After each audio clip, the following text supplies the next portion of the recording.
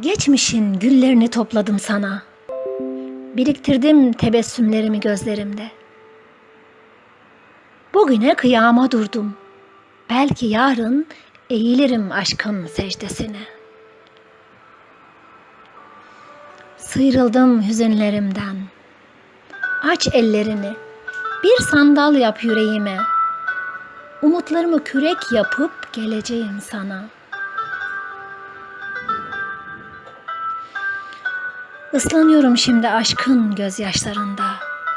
Kurut beni sevgili, dünü, bugünümü. Kim bilir yarın açılırız gonca güller gibi. Bir adım daha yaklaştım. Bak bir gün daha.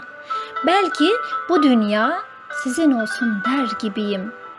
Allah'a hasret kehribar gözlerim.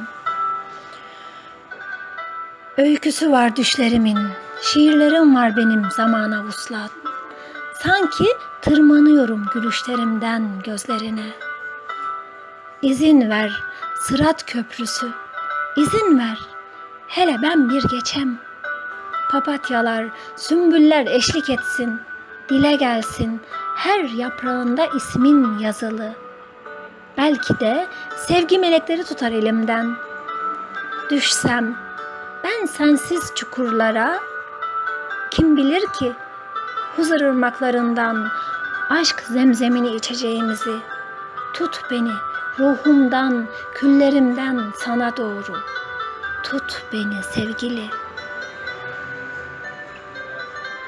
Şiir İbrahim Dörtler. Yorumlayan Hatice Türkmen Yurtseven.